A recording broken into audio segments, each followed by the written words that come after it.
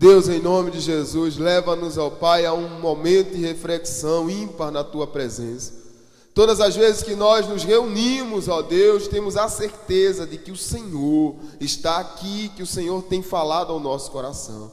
Ministra, Deus, através da minha vida, como instrumento nas Tuas mãos. E usa-me, ó Deus, para edificação da nossa alma nessa noite. No nome de Jesus, aquele que crê, diga amém. Amém. Iremos falar, querido, nessa noite, sobre esperança em Jesus Cristo. Estamos na 9ª semana de oração e consagração por revestimento e poder. E não tem como recebermos poder do Senhor se não tivermos em nosso coração uma vívida esperança em Cristo Jesus, ou em Jesus Cristo, Senhor e Rei entronizado. Em tempos de desespero e caos, tenha esperança. Diga a essa pessoa que está do teu lado aí, tenha esperança, irmão. Mesmo que as coisas estejam difíceis, tenha esperança. Vive da esperança em Cristo Jesus. Apesar de introduzirmos essa reflexão, iremos refletir apenas no capítulo 15 de Romanos nesse momento. Eu queria que você pensasse comigo na importância também dessa missiva, dessa carta do apóstolo Paulo à igreja em Roma. Essa carta, ela tem como um título em especial, por todos os pensadores e teólogos, ou pela maioria deles, como a carta da soteriologia. Essa carta vai falar de salvação para gentio. Essa carta vai falar de como a graça de Deus superabundou em vidas que jamais imaginavam alcançar essa graça. Aqui nós estamos falando da igreja em Roma. Essa igreja nascia e crescia e se desenvolvia, diz os historiadores, mais ou menos 57 anos depois de Cristo ser crucificado, e agora o Evangelho chega até esse povo, eles começam a ser ministrados, e a maioria deles eram de origem gentílica, ou seja, eles não eram judeus, eles não eram hebreus, eles não eram participantes da antiga aliança, eles haviam provado apenas da nova aliança. Mas havia também no meio deles, entre eles, alguns judeus cristãos. Ou seja, irmãos que, mesmo conhecendo a antiga aliança, agora passaram a adorar a Cristo Jesus e crer que Jesus é o Messias, o Rei prometido, aquele que viria, a raiz de Davi, né? A raiz de Jessé, descendência de Davi. Então aquele povo ali, aquela igreja crescendo, e agora nós temos duas formas de pensar. Temos os judeus, que são cheios de tradições, tem toda ali a sua religiosidade, e como eles aprenderam a servir a Deus antes de Cristo, com todos os seus rituais e os seus sacrifícios. E agora nós temos também os gentios, pessoas que adoravam ao Deus Baco, ao Deus do vinho. Agora nós temos pessoas que adoravam a Diana, a deusa da prosperidade, não, a deusa da frutificação, a deusa ali que trazia os prazeres. Então, nós temos ali um povo politeísta buscando encontrar o único e verdadeiro Deus. Uma esperança no meio daquele caos, porque apesar de existirem tantos deuses que já havia sido introduzido no contexto ali de Roma, trazido da Grécia, todos aqueles deuses e muitas outras coisas que não vem ao caso aqui, eu estou só introduzindo a mensagem. Entenda que agora há uma igreja, e a igreja foi formada, e aquela igreja ela não poderia prosseguir sem revestimento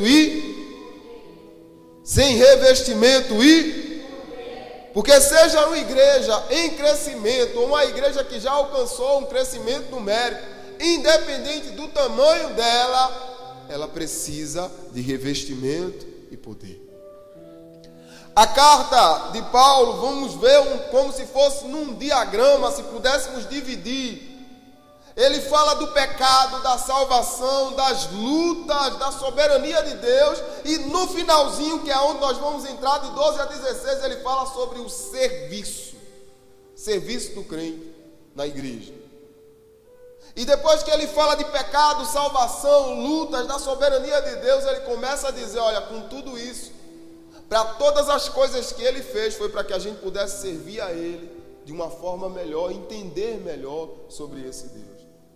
Essa carta também ela vai falar sobre a condenação, ela vai falar sobre justificação, santificação, vindicação, e ela nos traz uma aplicação prática de como viver tudo isso.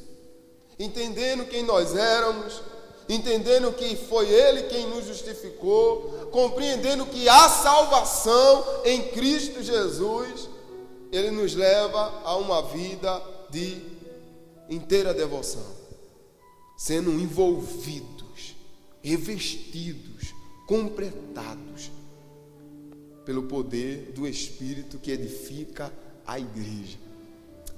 Queridos, aqui eu vejo duas coisas. Primeiro, revestimento. Diga comigo, revestimento. Não se tem poder sem se obter primeiro o revestimento. Primeiro revestimento, depois está fraco.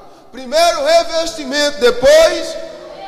Sabe por que muitas vezes o pastor fica repetitivo? Isso faz parte de didática.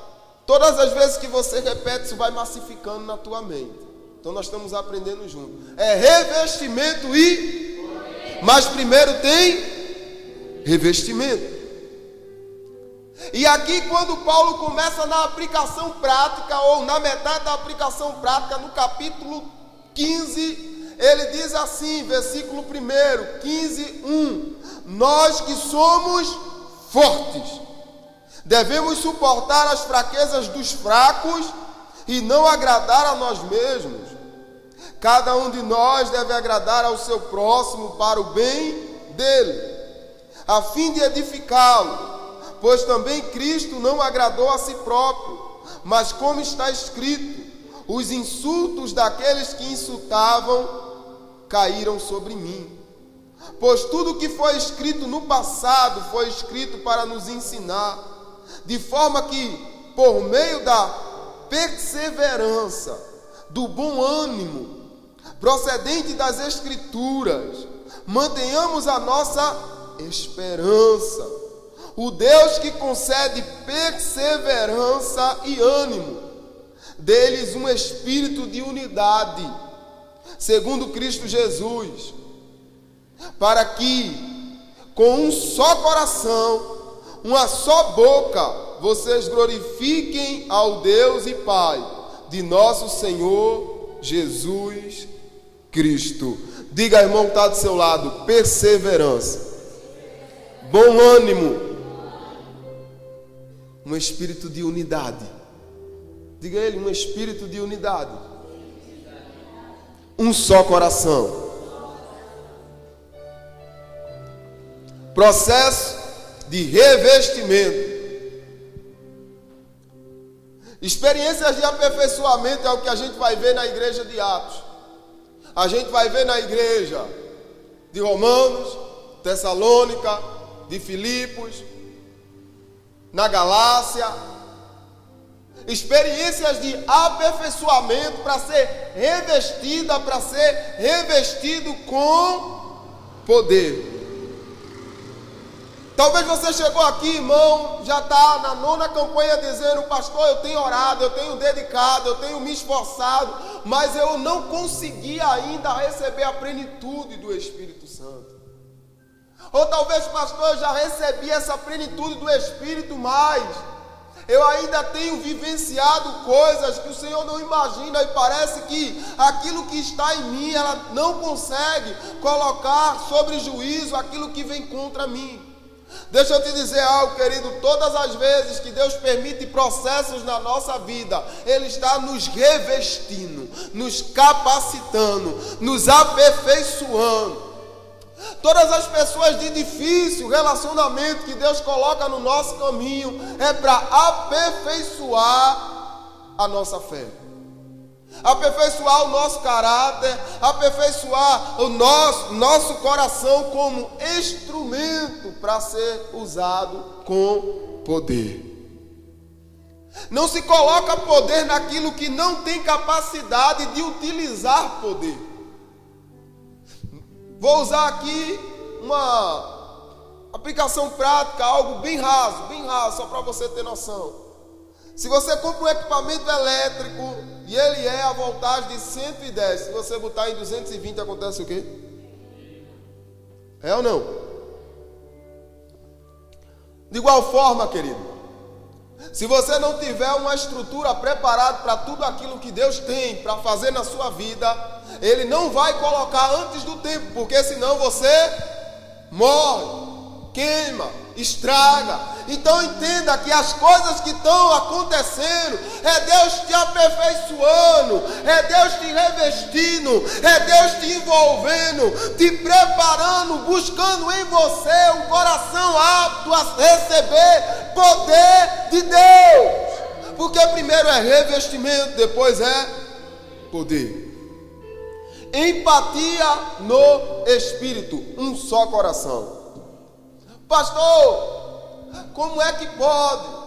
Mas o irmão tal é assim, é assado, e coisa e tal, e lá vai. Paulo vai dizer assim: nós que somos fortes, vem cá, você que imagina que é forte em determinada área, você tem a obrigação de suportar aquele que é fraco na área que você é forte. Posso ouvir um amém da igreja? Naquilo que você já chegou, você agora vai ser ministrador para a vida daquele que ainda não está lá, porque em alguma área você é fraco também. E aí o corpo vai se aperfeiçoando, se revestindo, vai se capacitando, e aí a glória de Deus vai sendo revelada, e o mundo vai vendo que nós somos um. Pastor, é difícil demais tal pessoa, é difícil demais tal situação. Não houve provação que não fosse suportável. Não há luta que não possa ser vencida, sabe por quê? Vivificante é a esperança em Cristo Jesus. Deixa Deus te revestir, deixa Ele te aperfeiçoar. Empatia no Espírito. Sabe por que empatia no Espírito? Porque às vezes, querido, na carne não dá, no emocional não dá. Você olha, Tamara, não vou com a cara de Tamara. Pô, o cara é meu líder de louvor, o cara está comigo, mas olhe para ele, não vai. E aí quando isso acontece, o que precisa? Empatia no Espírito, não é do Espírito, porque a empatia do Espírito já há, Ele está aqui, Ele vai nos aperfeiçoando, Ele vai nos buscando, seja o magro, seja o gordo, o branco ou o negro, o pobre ou o rico, a todos Ele atrai e por todos Ele é atraído. Ele não olha se é manco ou se é cego, se é são ou não. Ele quer, Ele ama, Ele abraça, Ele reveste. Essa empatia tem que haver em nós, porque nós somos a igreja. E aí Paulo, entendendo que estava começando a dar alguns embaraços, isso é linguagem de crente, meu irmão, embaraço. Estava dando problema, confusão entre aqueles que praticavam alguns costumes e os que não praticavam. E estava tendo alguns choques de conflito dentro da igreja, alguns sofismas, alguns levantes, muitas coisas. Eles estavam aprendendo a viver em Cristo. Quem aqui está aprendendo a viver em Cristo e com Cristo? Todo dia é um aprendizado novo. E todas as vezes que a gente acha que já é, Deus nos ensina que nós não somos. Todas as vezes que a gente pensa que já sabe, Deus nos coloca na situação de aprendiz novamente. Todas as vezes que a gente pensa que está conseguindo, Deus nos coloca a imaginar e a ver que é Ele que nos faz conseguir. Então essa igreja ela está sendo aperfeiçoada. Essa igreja está sendo preparada. E por isso que você também está sendo aperfeiçoada. Por isso que você também está sendo preparado. Por isso que você está sendo moldado. E aí, para ter empatia no espírito, algo tem que acontecer na tua vida e no teu coração. Sabe o quê? Você tem que morrer. Gente, pastor, que negócio é esse? Suicida? Não. Tem que morrer. Se a semente não cair na terra e não morrer, ela não nasce, não frutifica. Aquela velha natureza, aquele coração duro, aqueles pensamentos altivos, aquela vaidade, aquela avareza, aquele temperamento descontrolado, é do jeito que eu quero, sou eu que sei, eu faço, eu mando, eu tenho. É quase um Samuel Mariano, só que em você, não para Deus, né? Eu tenho, eu faço, eu sou, eu gosto não. Eu sou, eu faço matar, né? Faço descer, faço subir, faço abater. Mas é Ele que faz, não somos nós. E aí vem, Paulo vai dizendo ali, olha, você que é forte, abençoa o fraco. Você que está assim, tem bom ânimo, tem esperança, tem vívido anseio, porque Cristo que prometeu, Ele é fiel e Ele vai cumprir, Ele está te aperfeiçoando. E aí Ele também nos leva a pensar em muita esperança em Jesus Cristo. Diga, há muita esperança em Jesus Cristo. Romanos capítulo 15, versículo 13 vai dizer assim: ora, ei, olha, o Deus de esperança, diga, o seu Deus é um Deus em quem você pode esperar. Às vezes a gente está esperando no patrão, não rola. Às vezes a gente está na expectativa no faturamento da empresa e ali não bate. Às vezes a gente está com a expectativa no diagnóstico do médico. Às vezes a nossa expectativa, no caso das mulheres, é no marido, ou a expectativa do homem na esposa. Às vezes a expectativa é no pastor, ou até mesmo na igreja. Mas aí o apóstolo Paulo, escrevendo para eles, diz assim: eu sei do que está acontecendo lá. Eu sei que vocês estão tendo alguns conflitos entre vocês. Eu sei que os líderes, eu sei isso, aquilo. Vocês estão crescendo. Vocês estão sendo revestidos. Vocês estão sendo aperfeiçoados. Então escuta, o Deus de esperança, Deus de esperança vos encha de todo gozo e paz em crença, para que abundeis em esperança pela virtude do Espírito Santo. Uau! Meu Deus, quanto mais eu leio, eu me apaixono pela carta aos Romanos. Todo ano Deus me dá no mínimo 3 mensagens. Primeiro fala muito comigo. É lindo demais, irmão. Melhor ainda é viver esse negócio. O Deus de esperança. Depois a parte B ele diz assim: vos encha com gozo e paz. Ser usado por Deus aí, pro teu irmão que está do lado. Diga: Deus de esperança, enche o meu irmão de gozo e paz em crença. Sabe o que é em crença? Em fé. Alegra-te nessa noite, porque há esperança em Jesus Cristo. Chegou aqui cansado, fraco, sobrecarregado, triste, passando problema, conta para pagar, um negócio outro. Ei, alegra-te, porque Ele coloca na prova, Ele também tira da prova. Ele permite o aperfeiçoamento, mas Ele também vai lá e abraça e faz a gente passar pelo aperfeiçoamento junto com Ele. Deus de esperança. Ele diz assim: gozo e paz em crença, ou seja, fé, alegria e contentamento. Recebi algumas mensagens hoje no WhatsApp, aquelas mensagens que a gente não quer receber, falando sobre o caos em Recife. Choveu em Recife, na área metropolitana é um caos. E agora quando chove demais é uma calamidade. Casa de muitos amigos, a água invadiu. Pessoas que nessa noite talvez irão dormir na casa de parentes. Alguns perderam móveis, bens materiais. Creio eu, espero em Deus que não haja mortes, que amanhã ou mais tarde nós não tenhamos notícia de morte. A igreja Nazarena em Sucupira, Barra de Jangada, provavelmente foi inundada. E aí, querido?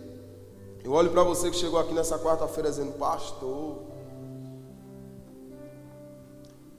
não precisava falar da cheia. Estava orando esses dias, lembrando, faz tempo, Deus me cobrando, mas nunca fiz uma visita no Hospital do Câncer. Não houve um dia que eu não fosse no Hospital do Câncer, que eu não voltasse de lá com a fé aprimorada. Você não vai dar nada quando você vai no hospital. Na verdade, você vai receber. Quando você vai no hospital, seja ele do câncer ou não, você, no mínimo, se você é cristão, você vai sair daí dizendo: Deus, obrigado, porque eu não sou melhor do que essas pessoas que estão aqui. Então, se o Senhor está me mantendo bem, alguma coisa o Senhor quer comigo. Para algo o Senhor quer me usar. Então, deixa eu dizer algo a você nessa noite, querido. Alegre-se. Diga ao irmão que está do seu lado assim: fique alegre, irmão. Com gozo. Sabe o que é gozo? É uma alegria que vem de dentro, é um contentamento. É mais ou menos aquilo que o apóstolo Paulo vai dizer assim: eu sei ter muito, eu sei ter pouco. Em tudo eu dou graças a Deus. Eu estou alegre quando as coisas estão do jeito que eu quero, mas eu estou alegre também quando não acontece do jeito que eu quero, porque eu tenho a esperança que as coisas vão ficar melhor. Eu tenho a expectativa de que tudo ficará na plenitude do tempo. Contentamento e alegria. Ele diz assim: diz a eles que o Deus de esperança encha-os com gozo, e também gozo que ele vai dizer alegria na alma, e também com paz. Eu não sei se você chegou aqui faz tempo que não dorme. Não sei se você chegou aqui faz tempo que você não sente paz dentro da sua casa, nos seus relacionamentos, no seu trabalho. Mas deixa eu dizer uma coisa a você, querido. Deus nessa noite está dizendo assim: que o Espírito de Deus, ou o Deus da esperança, te encha de gozo, que é alegria e contentamento, mas também ele te encha de paz na crença. Eu acredito que Jesus Cristo coloca fim a essa situação, e que essa situação é para me aperfeiçoar, é para trabalhar em mim, é para que eu fique mais semelhante a Ele. Quando a gente entende as coisas, irmão, que Deus está fazendo, a gente chora menos. Eu quero abrir um aspas aqui antes de ir para o final da mensagem. Já estou indo para o final da mensagem, só uma reflexão. Eu fiquei lembrando aqui, a agenda de hoje, sempre tem um desejo de estar trazendo novos pregadores, outros colegas para ministrar. A expectativa era que nos 21 semanas passassem outros preletores, mas às vezes não encaixa. E aí quando não encaixa, o pastor entra, ou algum seminarista. E quando eu estava preparando essa mensagem, eu estava lembrando que a vida da esperança muitas vezes é algo bastante complicado para nós, finitos. Sabe por quê, irmão? Porque há momentos, como na vida de Moisés, em que a promessa leva um tempo, em que as coisas elas passam pela prova do tempo. E quando Deus coloca a gente na prova do tempo, é para aperfeiçoar e para revestir a gente antes de derramar poder. Diz a teu irmão: se Deus não derramou o poder ainda, Ele está ali preparando, mas vai acontecer. Ei, irmão, eu vejo em cada passo, em cada momento ali daquele povo no deserto, a ponto até de Moisés dizer assim: olha, Senhor, me leva e deixa o povo, é teu. A ponto de Moisés também dizer assim: Senhor, se o Senhor não for comigo, eu não irei. Você já pensou um momento de Deus cansar? Os que esperam no Senhor não cansam nem se enfadingam, mas há momentos, disse a Bíblia, que Deus cansou. Será que a pessoa era difícil? Eita, povo da justiça, é ou não? Semelhante a nós. Tudo que aconteceu ali é para que a gente aprendesse agora a viver com Ele. Mas é assim porque nós temos essas, eu chamo de pérolas. Nós temos essas pérolas em nós. Eu não usar um termo pejorativo. essas coisinhas ruins que impedem Deus de trabalhar em nós. Psicologia vai chamar de temperamento, emoções, que está sujeito à prova do tempo. Por que, pastor, está sujeito à prova do tempo? Tem gente muito idoso, imaturo.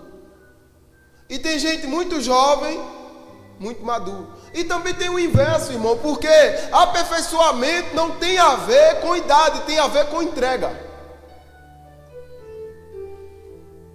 Eu quero acreditar que havia outras possibilidades e havia outros homens, além de Abraão, quando Deus chama Abraão ali em Gênesis 12. Eu quero pensar assim.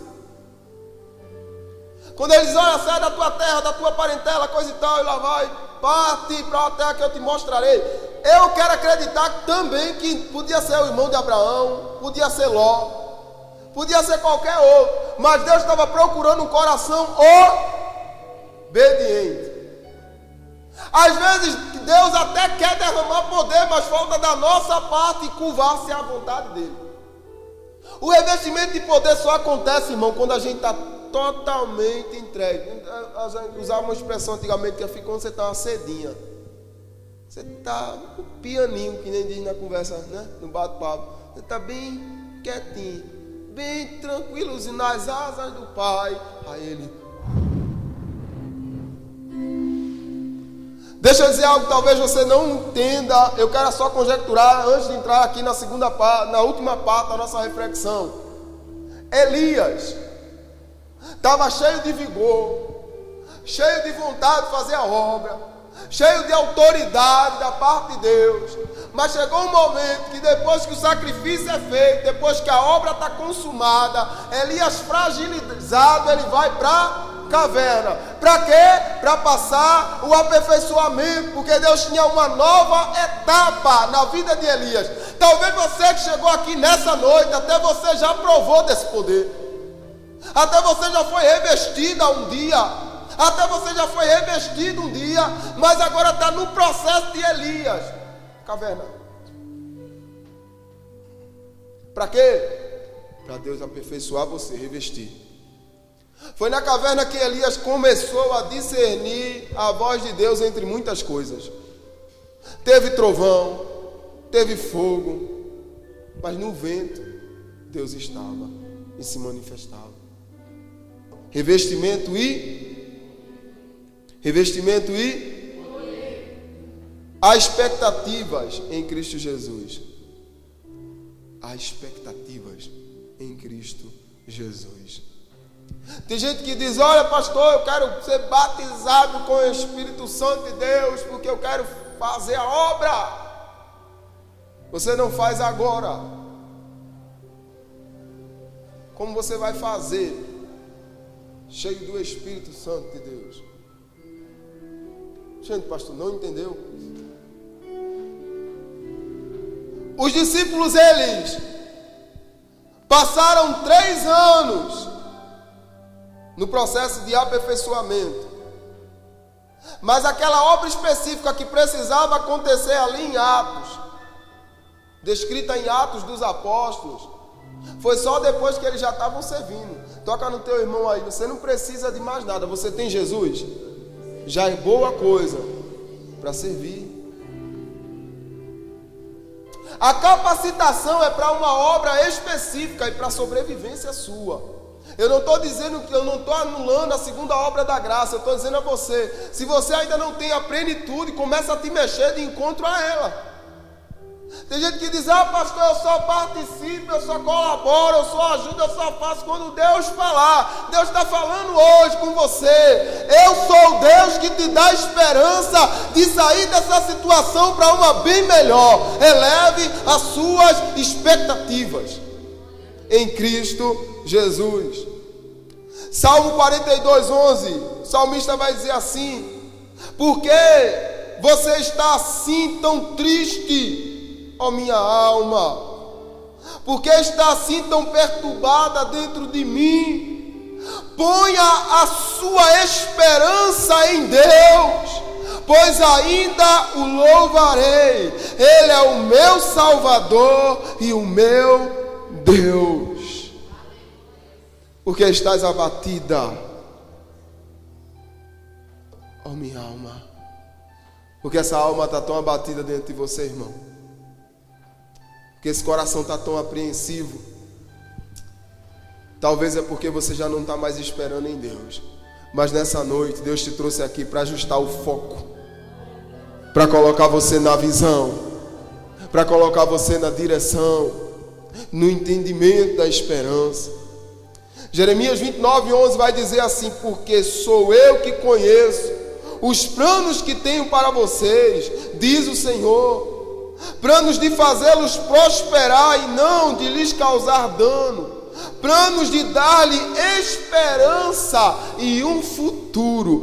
Há futuro para você. Me ajuda aí, diz a pessoa que está do teu lado: há futuro para você. Tem um futuro na tua vida. Tem algo melhor de Deus.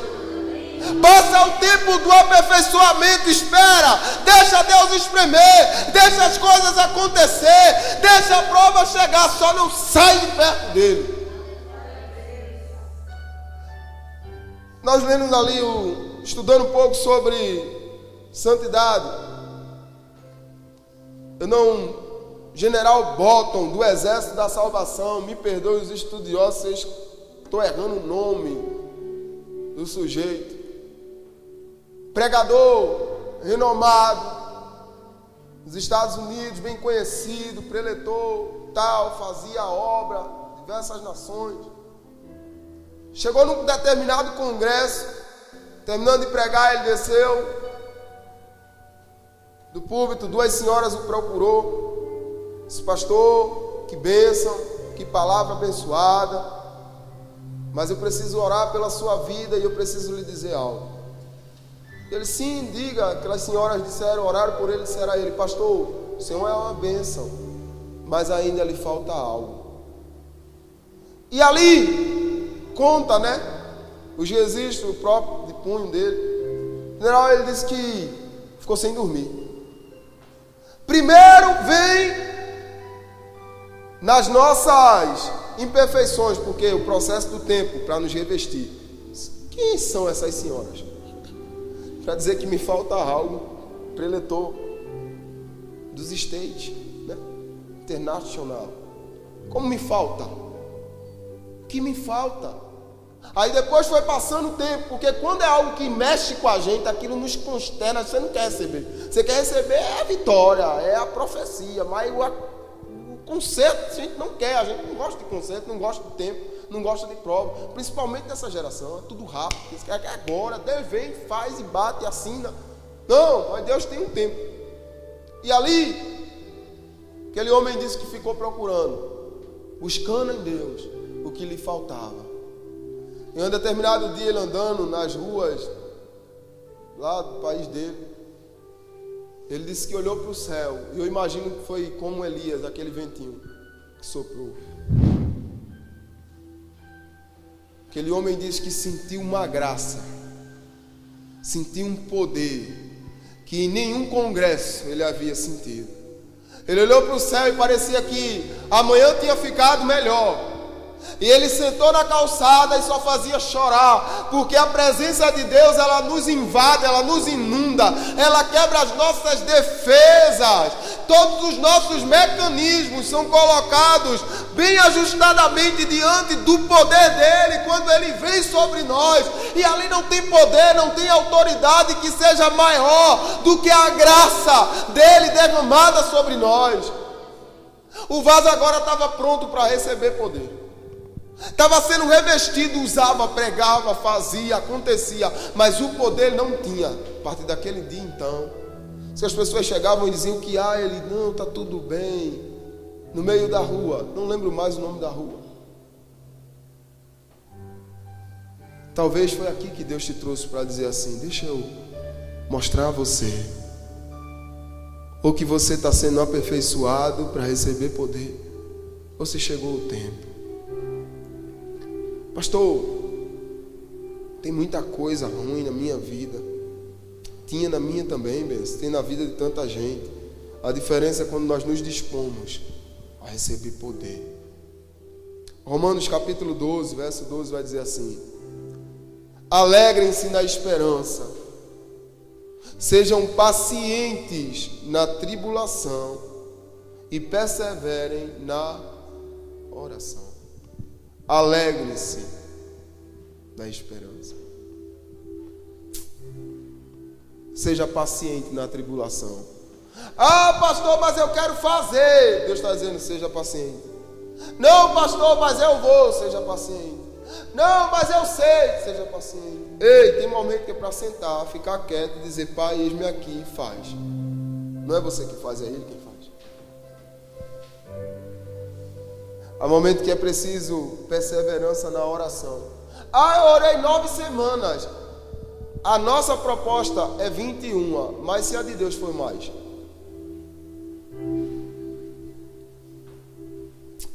A esperança viva